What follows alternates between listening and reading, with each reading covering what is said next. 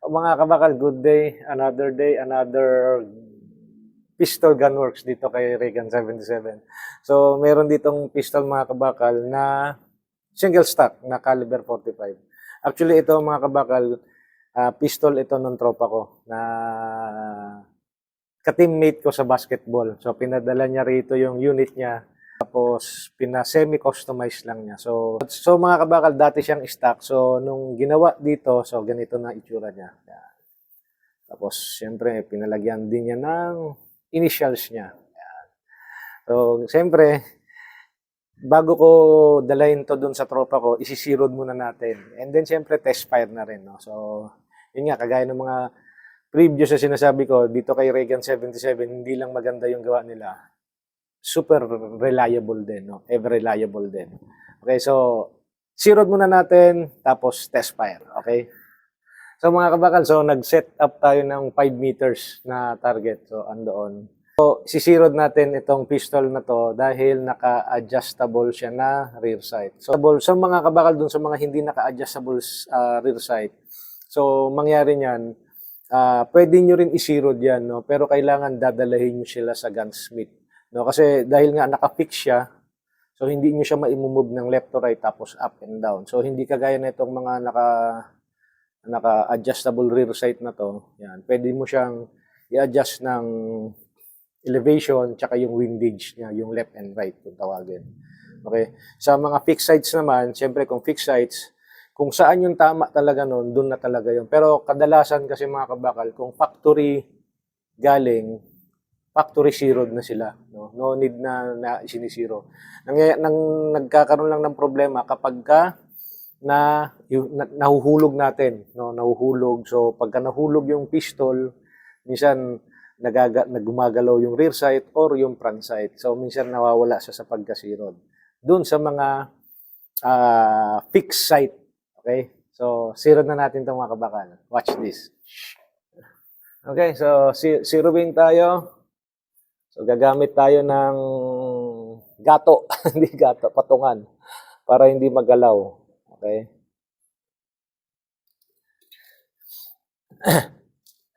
So, dati mga kabakal, hindi na ako gumagamit ng patungan. Dahil medyo nag-iedad na tayo, medyo magalaw na yung kamay natin. Okay, so, 2 shots muna, 2 shots.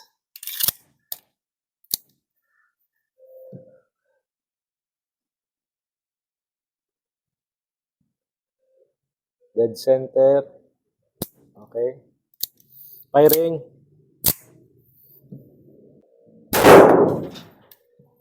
Isa pa. Okay. So, verify natin yung target natin. So, mangyari niya mga kabakal, dito tayo nag-i-aim. So, nag-hitting siya ng left. No? So, gagawin natin, mag-a-adjust tayo ng pa-kanan. Okay? So, yung dalawang bullet, dito siya tumama.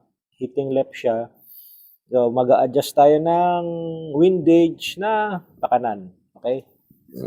Okay, so ito yung ano niya, yung windage niya. Dito, yung tornilyo na yan. Ito. Dito po. So, makikita nyo, may R dito. Ibig sabihin yung R, yung papunta is yung arrow papunta ron. So, ibig sabihin, pagka tinurn nyo siya ng clockwise, yan, pupunta siya ng kanan. So, right. So, dahil kailangan natin ng mag-right, so, pipihitin natin siya ng pa-right. Mga 1, 2, 3, 4. Yun. So, pinihit natin ng 4. Ngayon, gagawin natin, puputok natin siya ulit ng so, pinihit natin ng 4 clicks. So, gagawin natin, puputok natin ulit siya ng 2 rounds. Okay? 2 rounds ulit. Same aiming lang tayo dun sa red. Firing.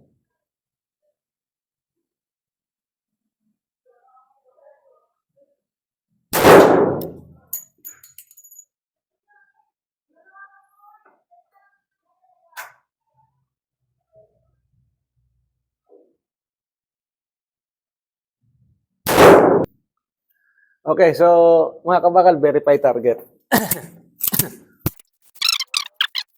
Diba? Yan, so kanina dito yung tama sa left side, no, nag-adjust tayo papunta rito sa right. So nandito na lang siya. Yan, dalawang tama na to, magkadikit na to. So gagawin natin, dahil sa medyo mababa, iaangat natin siya ng konti. Okay, para pumasok yung bala dito sa red. Yan. So konting adjustment pa. So kanina windage, ngayon gagawin natin, mag-adjust tayo ng elevation. So mga kabakal, yung kanina in-adjust natin yung windage, mag-adjust tayo papuntang kanan. Ngayon, ito naman yung elevation niya, yung tornilyo rito sa taas. Okay, up and down yan.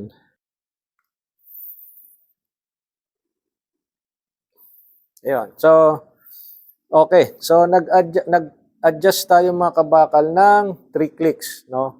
So, actually, 2 lang. 2 clicks lang. No, nag-adjust tayo ng elevation ng 2 clicks. Okay? So, putok natin ulit. Putok natin ulit ng 2 shots. Ayos. 2 shots ulit. Firing.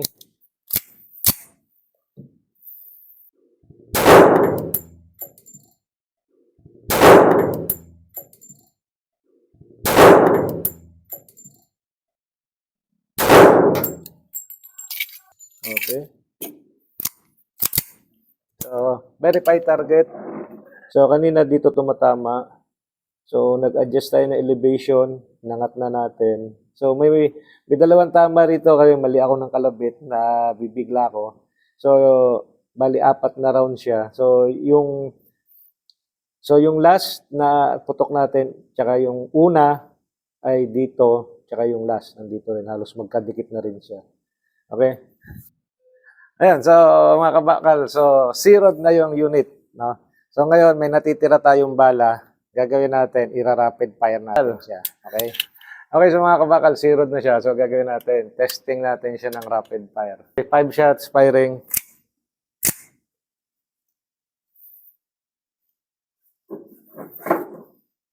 Okay, so 5 shots firing.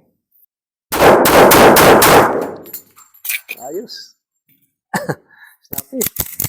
So, mga kabakal, so pinagawa ito ng tropa ko, yung ka-teammate ko sa basketball. Ginawa natin is zeroing, tapos yun nga, yung tinestin natin yung rapid fire na. So, goods na goods dito. So, kung gusto nyo mga kabakal magpagawa dito kay Regan77, ito yung link ng Facebook page nila. So, mga kabakal, kontakin nyo lang sila about sa pagpapakustomize ng pistols. Okay? So, kung nagustuhan nyo itong video ko, please do like and share. And syempre, may we have a good day. God bless and syempre mabuhay tayong lahat.